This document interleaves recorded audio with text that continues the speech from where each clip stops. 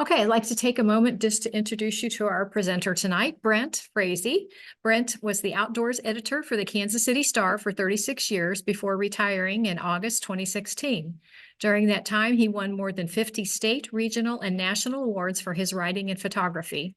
He received a Lifetime Achievement Award from the Outdoor Writers Association of America in 2014 and was inducted into the Waterfowlers Hall of Fame in 2015. He continues to write, both freelancing for magazines, as an author of books, and on his website. Brent lives on a beautiful lake in Parkville, Missouri with his wife Jana and his chocolate lab Zoe. Yep, that's changed. Oh, no. Zoe has passed away, sadly, Oh, but I've okay. got two yellow labs now. So, Okay. So anyway, well, are we ready to go? Yes, we are. Okay. Thanks for coming out. I appreciate it. Not quite as bad a night as the last time I gave a talk. It was below zero, and it was really, well, we still had some people come out. So I appreciate everybody coming out. You know, when I worked for the Star, had to fill an outdoor page every Sunday. And once we got to January, it was one of those, what are we going to do for this week type of things? Because fishing season hadn't started yet. Hunting season was over, and there just wasn't a lot going on. We had some sports shows down at Bartle Hall and things like that, but really not a lot of consumptive sports, as I call it, going on. But I started really almost by accident. I started realizing the amazing opportunities we have for winter hiking, and not below zero like we just got done with. No, I'm not that much of a man, I'll tell you. I would stay inside on those days, but really, I mean, anytime it's nearing freezing, it's a great time to be out there. This picture here, I picked this picture as our lead picture because it kind of typifies what you can see out there at this time of the year. I mean, you go in the spring and the summer, and the woods are just filled with green. And while that can be beautiful, you can't see very far. Something like this is just awe-inspiring. This is representative of some of the things that you can see in the wintertime. People look at this picture and they say, boy, that has to be in the middle of the wilderness someplace. You had to hike way in to get to that. Take a guess where this is. You probably won't get it unless you've been there. This is practically in my backyard. I live in Parkville, Missouri. This is the Parkville Nature Sanctuary. It's probably 2 miles from my house.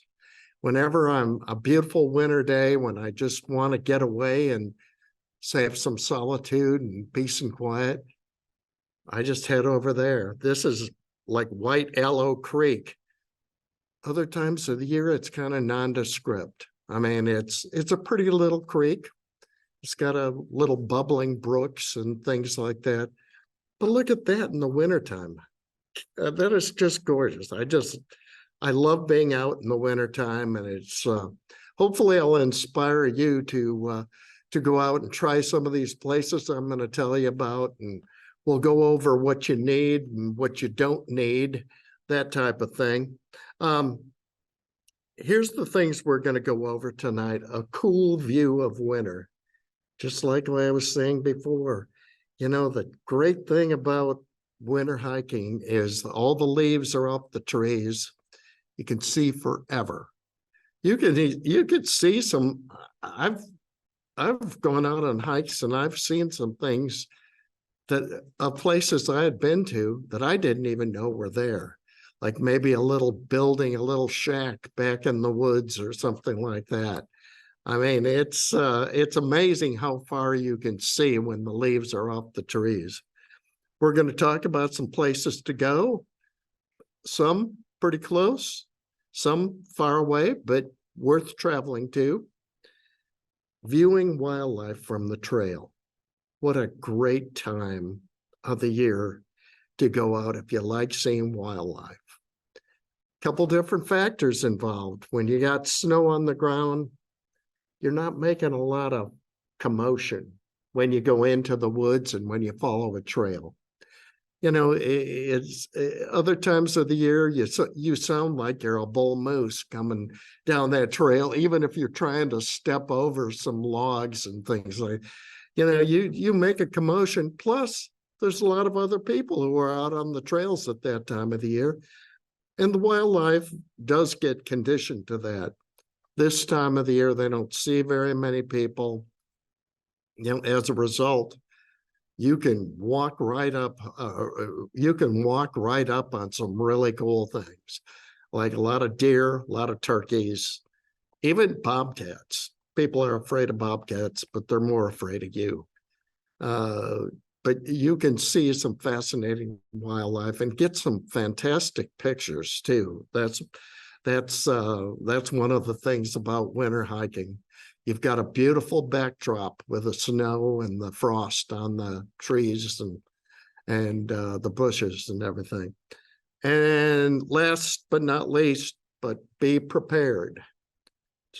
Some special precautions that go into to hiking in the wintertime. And some obvious, some not so obvious. So we're going to talk about some of that too. Advantages, stunning views.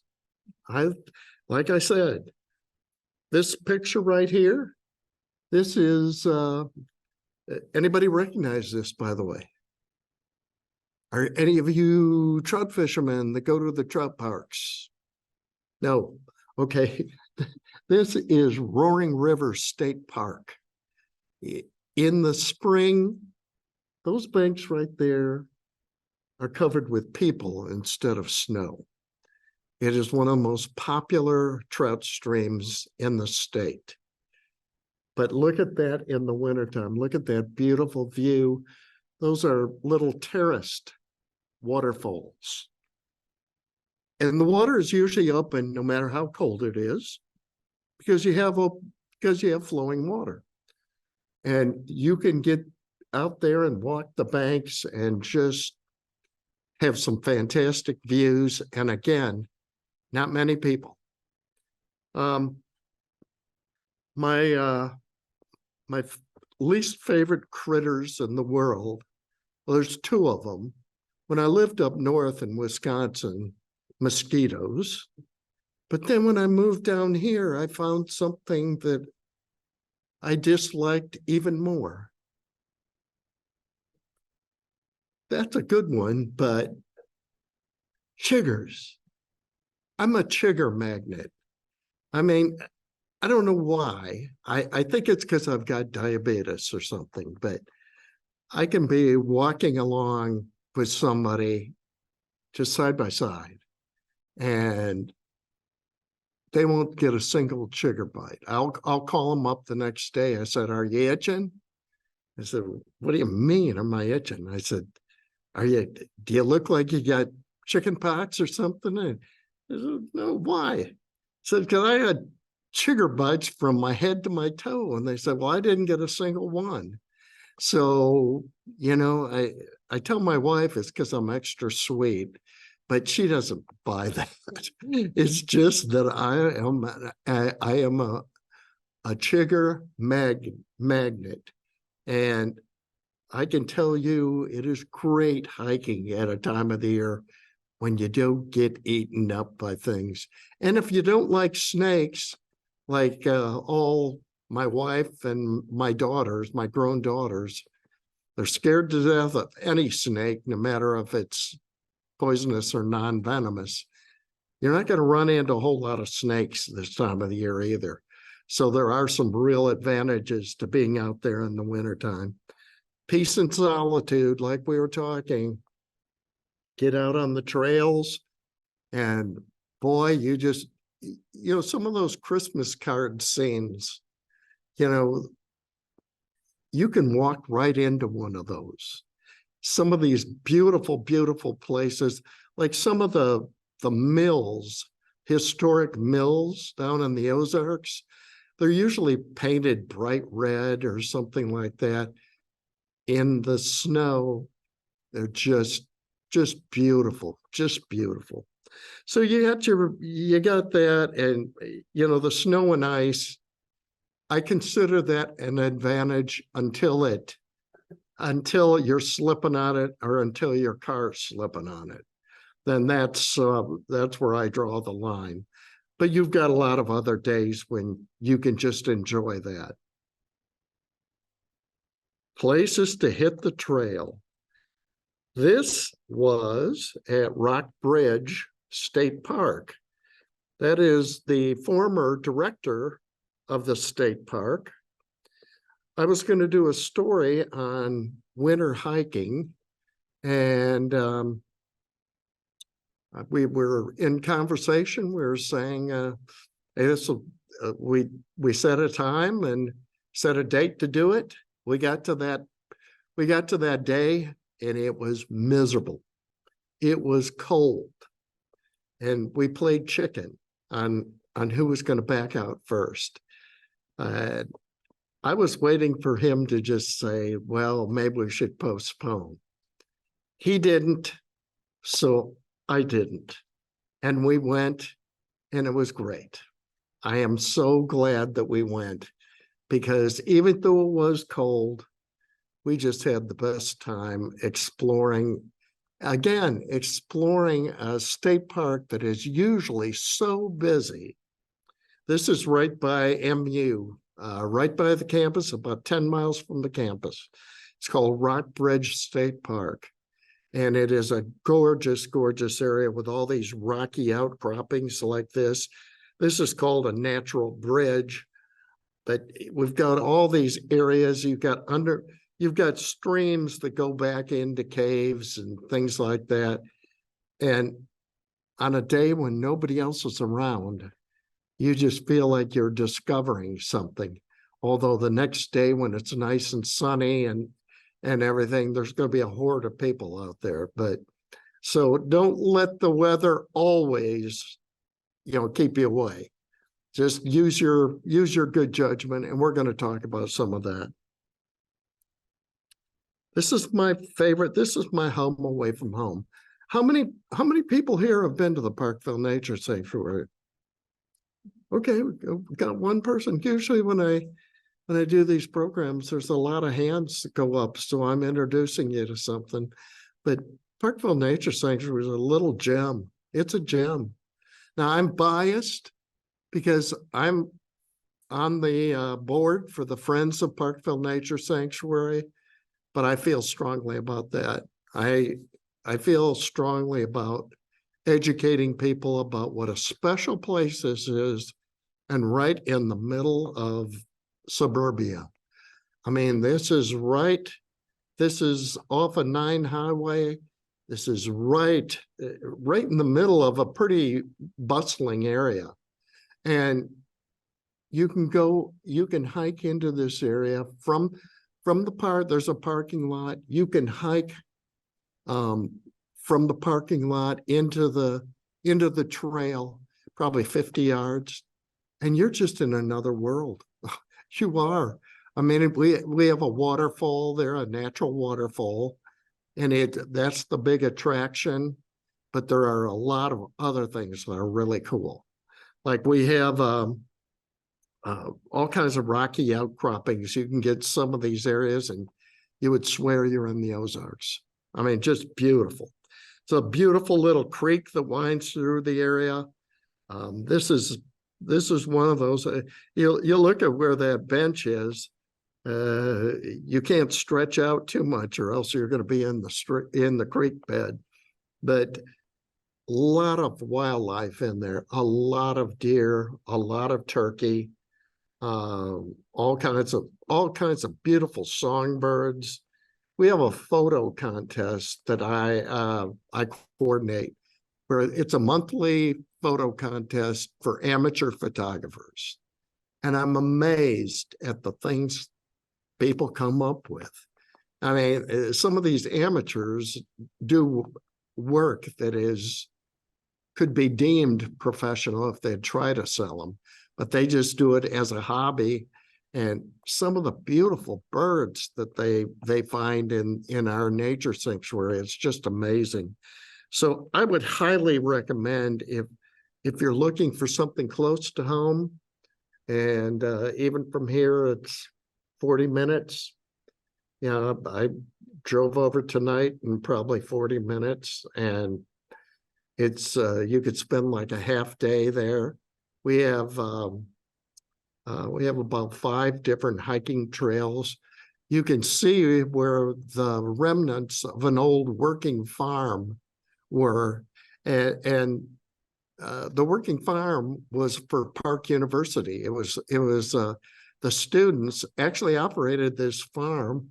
They had an old cow that and they had an old mule named Old Kate, and that's one of the trails, the Old Kate Trail. But they actually milked the cows, and they took some of the crops, and they had a cellar for the roots, and some of them actually supported their tuition by working on this farm. So pretty neat place, I tell you. This is not known as a hiking area necessarily. It has does everybody know where Los Bluffs is? First of all, any questions? It's right up I-29, straight up I-29. I always tell people, go straight up I-29, go to the Rulo, Nebraska exit, turn left, go down about a mile. That's the entrance to what they call the Wildlife Loop Trail. Or it's an auto trail. It's actually an auto trail. And it's the best wildlife viewing I've ever seen. This trail, this loop, goes right along the marshes and the trees surrounding the marshes. And if you hit it at the right time, you can see all kinds of wildlife out on the marsh and the eagles up in the trees surrounding the marsh. You go around the bend, and it's a little wooded area, and you can see all kinds of wildlife there too. Deer and turkeys and all kinds of different coyotes and that type of thing. Really is a fantastic area. Like I said, known better for that wildlife loop, but it also has hiking trails. There's a visitor center right across from the auto loop, and you can get on those hiking trails. You can climb up and get an overview of the whole wetland complex. And in the fall and in the spring, you're just going to be amazed at what you see. All the V's of geese coming in, and the ducks, and lately it's been a great place for trumpeter swans. I mean, there have been some really large gatherings of in fact, it's been record numbers of trumpeter swans. Now, as soon as I'm bragging this place up, I'll tell you that the last wild waterfowl count that I looked at for that area take a guess how many birds were there. 0. I said, that's the first time I've ever looked on this, but couple different reasons why. The marshes are frozen, and that's one thing, but waterfowl will stay around and roost on the ice if there is a ready food source. But with all this freezing rain and ice and everything, it's covered all the crop fields around there that the ducks and geese fly out to feed. They just gave up the ghost. They said, adios, we're going south for the winter. So it takes a lot. And there's a few bald eagles still up there, but not a lot. But I'll give you a tip.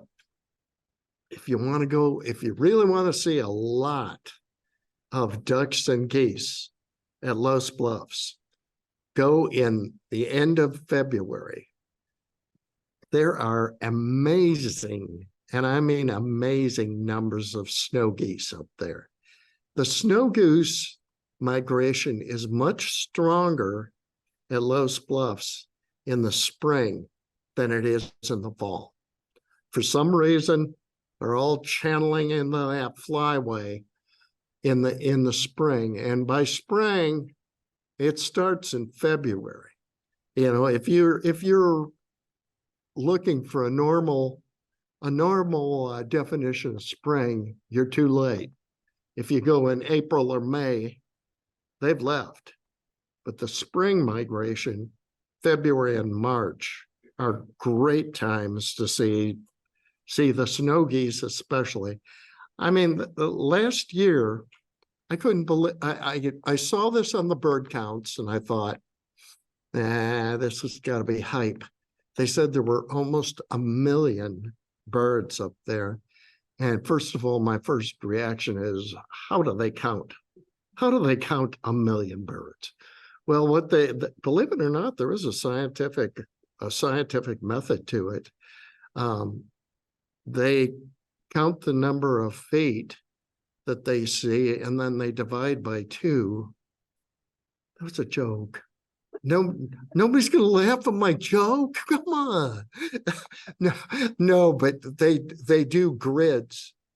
They are trained. They take photos of the geese on the marshes, and they are trained to do grids, and they can pick out that way by estimate how many geese are up there. So fascinating place. It's a great place. You know, I have a lot of times I'll take my car up there, my vehicle. I'll just pull my vehicle over and I'll just start hiking. I'll just hike around the marshes and everything. And it's a great way to see nature and everything, and beautiful. Johnson Shut-ins. How about anybody been there? Ooh, you're well-traveled. Johnson Shut-ins is a wonderful place. First of all, what is a shut-in? A shut-in is, see those boulders in the middle of the stream? Those are shut-ins. They form little pools in between those big rocks. And in the summertime, that is one of the most popular swimming holes in the state of Missouri. In fact, I've been there on days when the state park rangers have to temporarily shut down the number of cars coming in because of just too many people in the stream, and for safety, it's not good. But in the wintertime, you're not going to have that problem.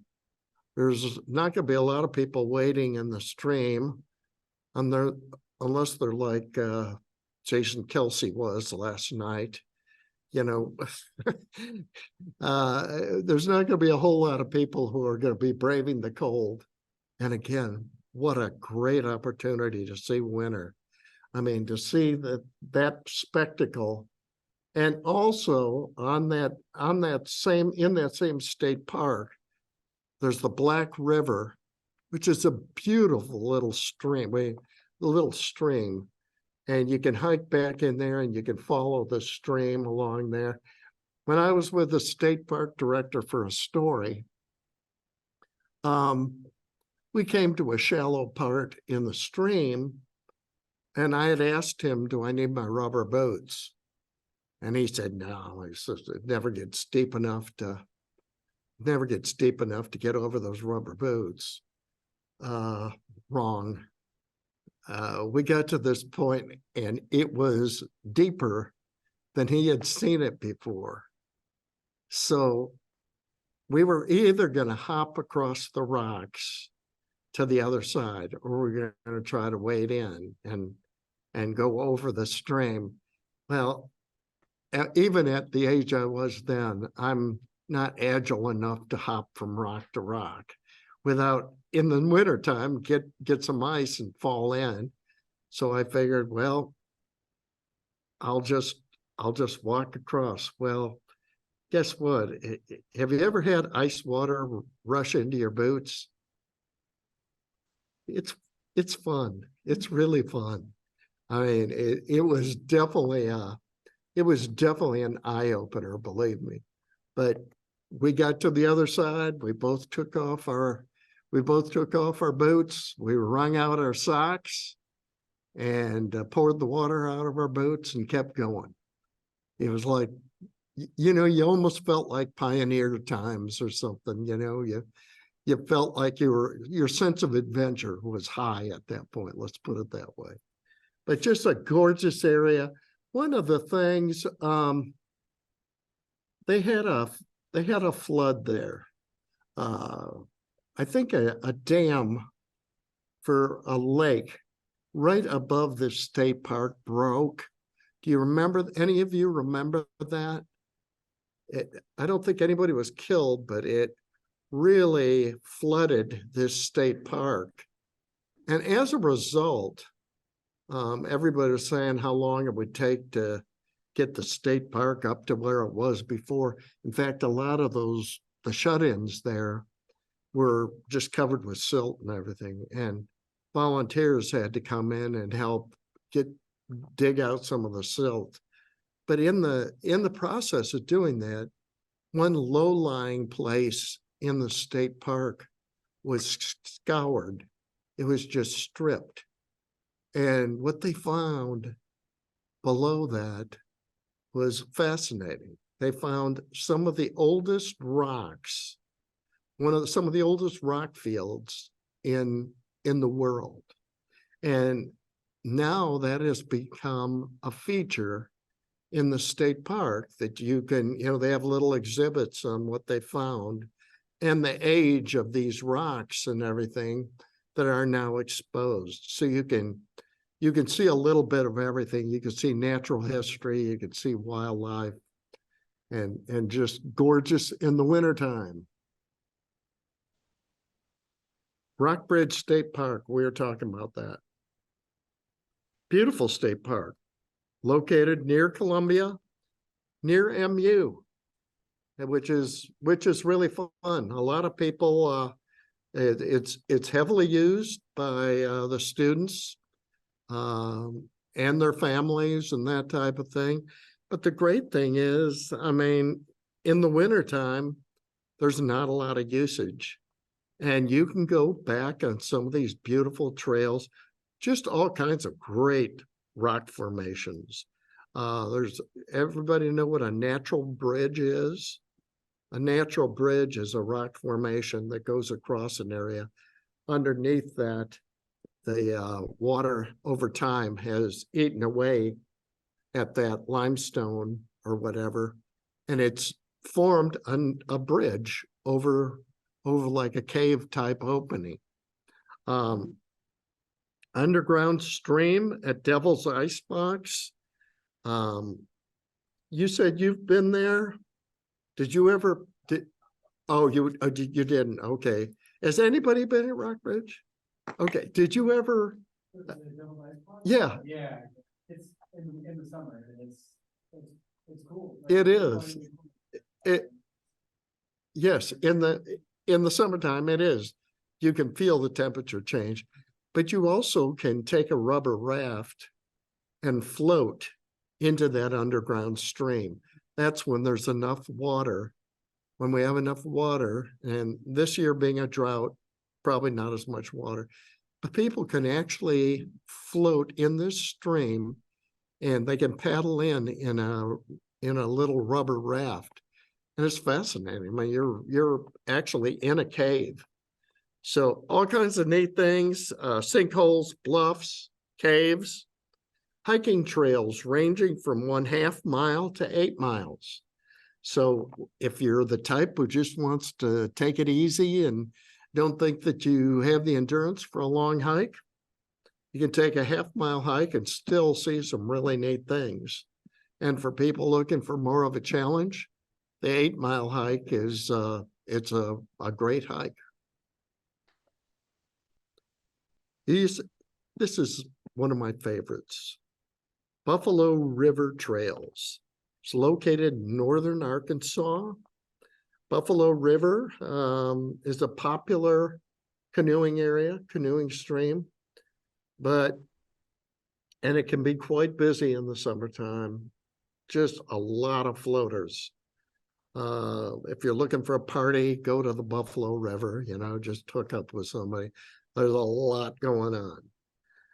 But wintertime, get back to just serenity and peace and nature. The Ponca area is a hub for some of the region's most scenic trails. The Hemmed-In Hollow Trail is one of the tallest waterfalls in the central United States.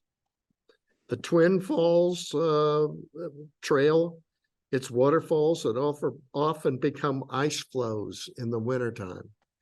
Some trails follow the river shoreline like these two are doing here. This area is so nice that I rented a cabin for my wife and I for one of our anniversaries. And it was up on top of a ridge. You could drive up there. It was a gravel road. And I had a 4-wheel drive. But you'd get up there. Of course, the cabin was not roughing it, believe me. There was electricity, everything. But the porch up there on this place was just awe-inspiring, the view. Because you were up on this ridge and you could look down on the other ridges.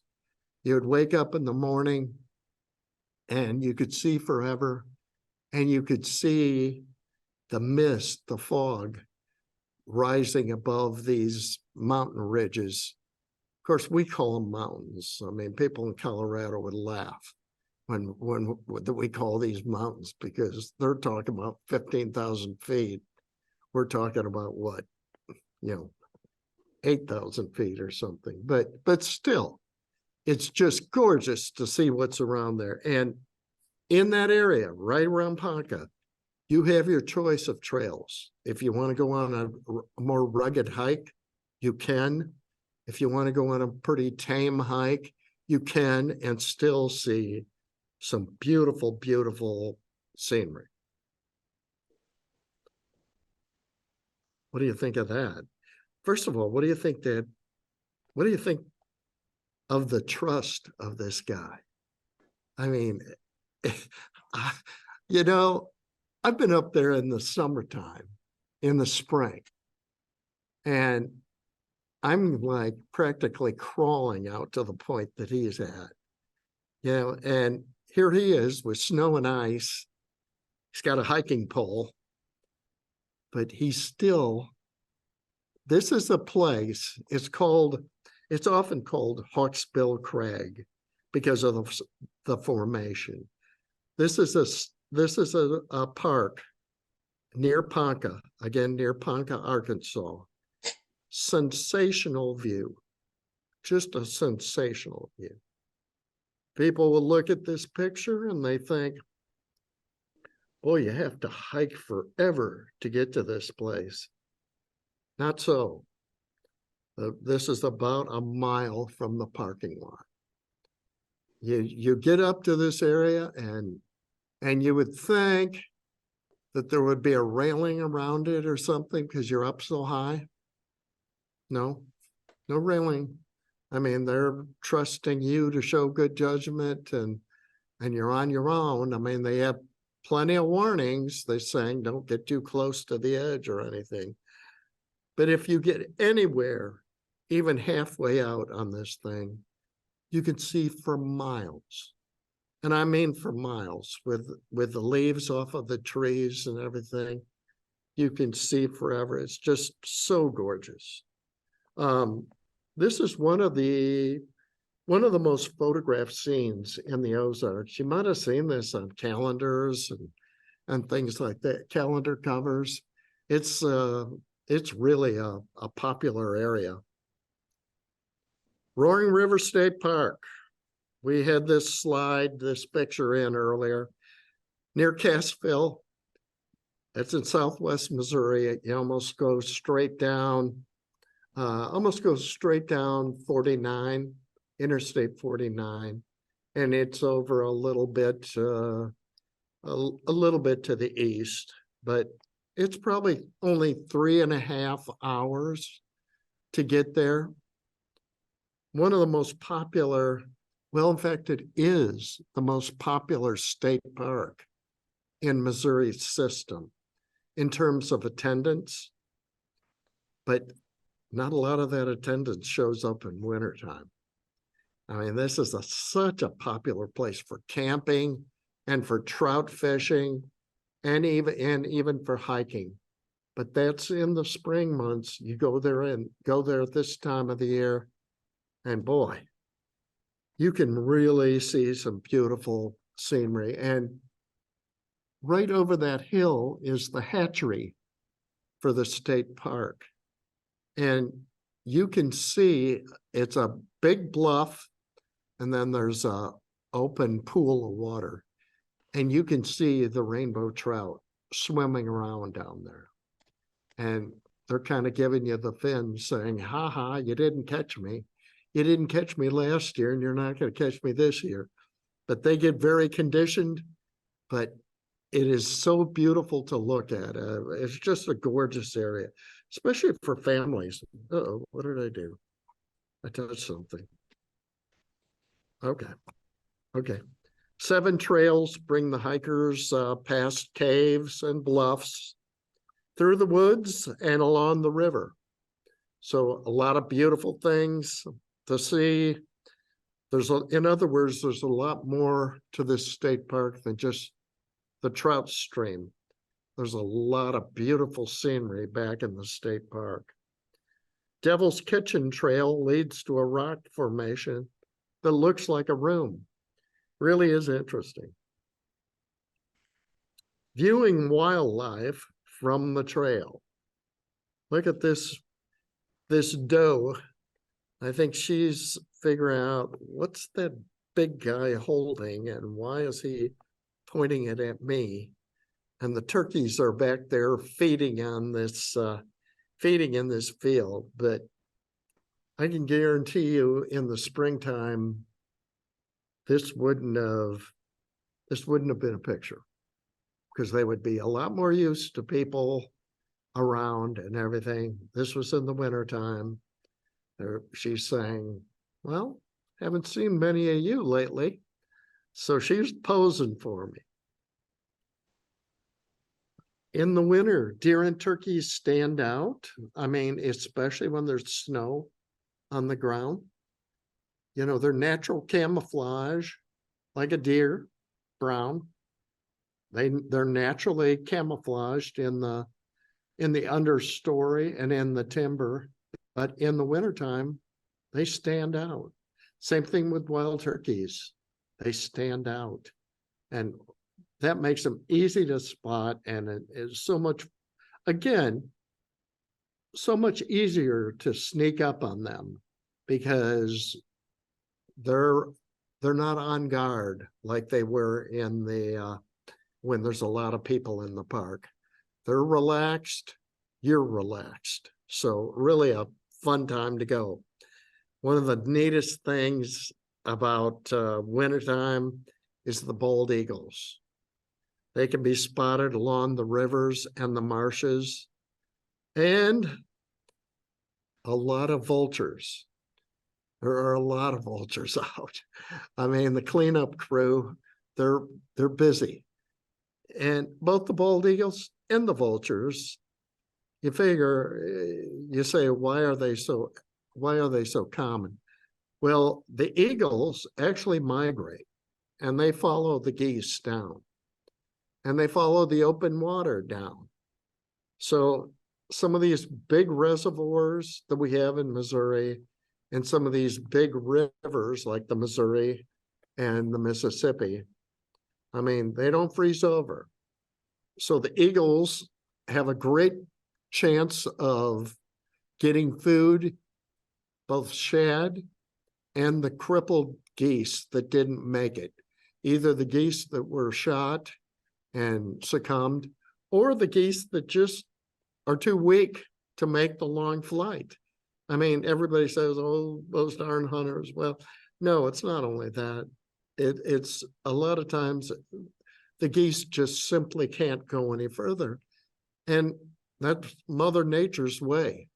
That's the food chain. I'll never forget, I saw the food chain in operation at Los Bluffs one time. There were some geese that just hadn't made it. There were some dead geese laying out on the ice. And I knew that'd be a great place to take photos. So I just stayed there and just waited. Pretty soon, one bald eagle came and he started picking at the thing, and he was pretty excited that he had this meal all to himself.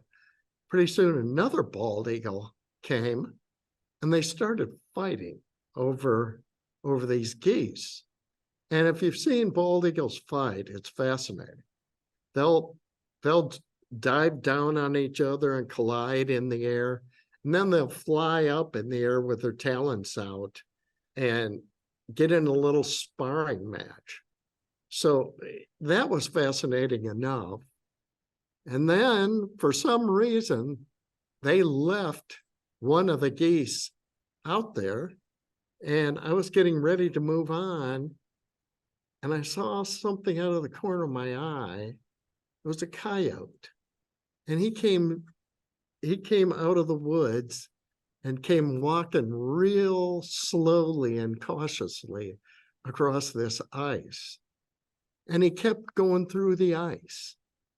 And I thought, oh, he's going to panic. Well, first of all, it's shallow. These are shallow marshes. So, he's not going to sink or anything like that. He would go through the ice, and you'd just kind of shake himself off. He kept going. He grabbed one of the geese, turned around and walked back, again, breaking through the ice a couple of times. But boy, if that wasn't a National Geographic moment, just seeing the food chain at work like that. Thousands of ducks and geese are a common sight on reservoirs. Some of the reservoirs around here still have lots of geese. Smithville Lake is one, although I will say this cold spell has been very unusual in that it has frozen up some of these reservoirs that never freeze. And Smithville is one of them. Smithville is frozen. Another place that I like to go to see wildlife is Milford Lake, which is about 2 hours from here, near Fort Riley. And that's a fantastic place to hike and see ducks and geese. But that's frozen right now too. So this has been unusual, an unusual winter. Colorful songbirds such as cardinals stand out. If you want a beautiful picture, get a beautiful red cardinal perched on a snowy or frosty limb. Just always makes a great photo. That is an example of the geese that'll pile in. These Canadas, they're packed in this area. This private body of water had just frozen up, but they're still keeping a patch open. So they weren't too fast to leave yet. And I just sat out there on the hill and took a bunch of photos. There they are again. Wild turkeys. I love it. I love it. And again, the wild turkeys, are a lot less spooky in the wintertime, so you can see them up close. Be prepared. Now, you think that's common sense, but I've had some times when I thought that I'm pretty aware of what can happen in the outdoors. I've been doing it for a long time, and I've made some mistakes. You know, one of the things that I've made a mistake with is that you leave too late in the afternoon and you underestimate how long it's going to take you to get back to your truck. And that is in the wintertime. In the summertime, not a big problem. You know, you got a cell phone, you got a flashlight on your cell phone. But in the wintertime, when the temperature really dips, when the sun goes down and stuff, allow enough time. Make sure that you tell somebody of your itinerary. Make sure you tell them where you're going and what time you expect to be back. Bring your cell phone. A lot of areas, maybe you're out of cell range, but anymore, even in some of these remote areas, you can get cell service. Wear lightweight, waterproof boots. Can't emphasize that enough. They don't have to be big old clunker pack boots, but make sure that they're good. You can get good lightweight waterproof boots, and that's very important. Dress in layers, and by that I mean get some wicking clothing so you don't sweat and get wet and then get chilled. You know, dress in some good wicking clothing and bring a lightweight backpack. You know, you wanna, when you strip off a layer of clothes, you don't want to be carrying it. You want to throw it in a backpack and you'll be okay. Check out the forecast.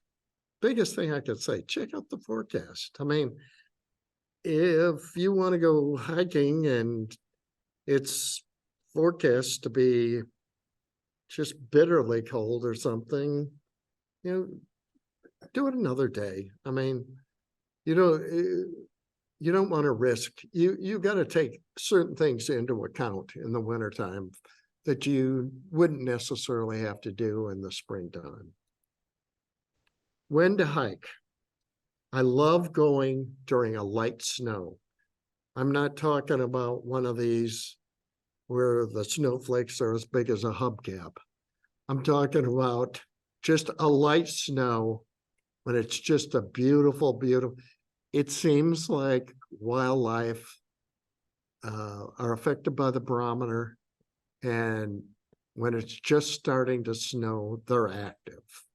They are very active. Another great time to go, the first clear sunny day after a snow. Why do I say that? Couple things. The snow glistens in the sun.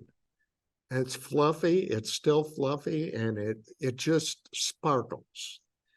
Great time to be, and you don't have a lot of footprints or even animal prints. Sometimes you'll have some animal tracks, but a lot of times you won't even see that. It'll just be pristine. And I think that's a great time to be out there. I like to go when the temperature's in the high 30s to low 40s. Now, a lot of people say, well, we'll just wait till it gets real warm and then we'll get out there. Not a good time, because those days during the meltdown, the trails get wet and they get really muddy. And that is miserable, carrying a 5-pound ball of mud on each of your boots. So I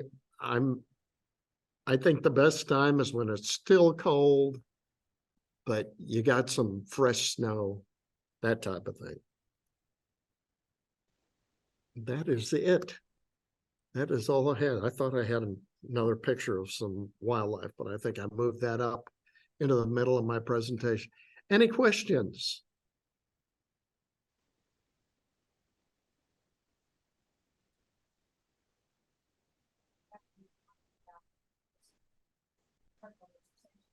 Yes.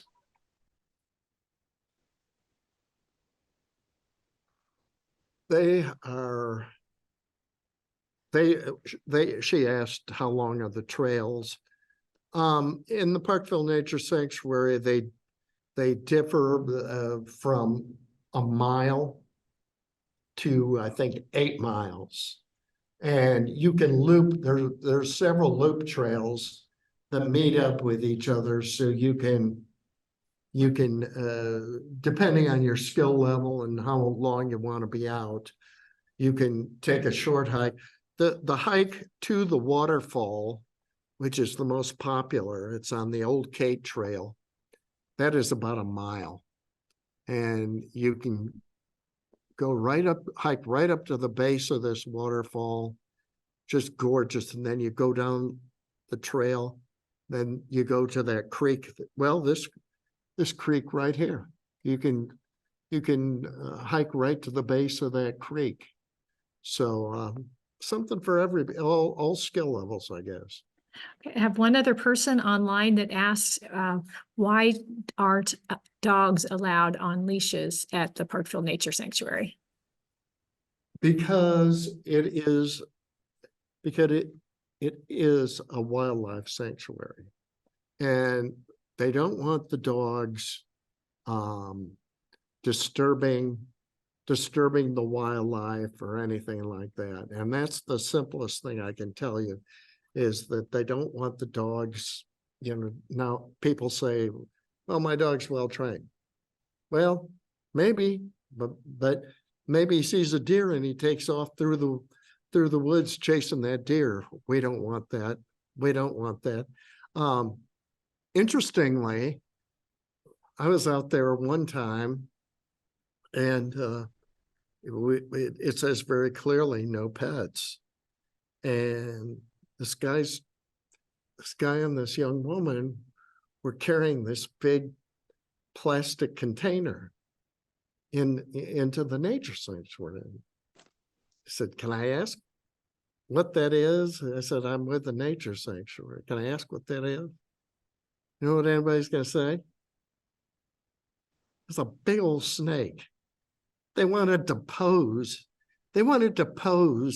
with this great big, I don't know if it was a python or a boa constrictor or whatever. I mean, we had to struggle to keep a straight face when we said, I don't think so. That wouldn't be a good idea. So they weren't happy when we said this. Well, all we're going to do is, it's going to be right here with us. And I said, that's not a good idea. If it gets loose, then everybody's going to start all these rumors about boa constrictors roaming the Parkville Nature Sanctuary. So, any other questions? Or, well, I appreciate any other online, Cheryl, or okay. I really appreciate everybody coming out. It was fun talking to you. And if you have any other questions, come on up and I'll do my best. So thank you very much.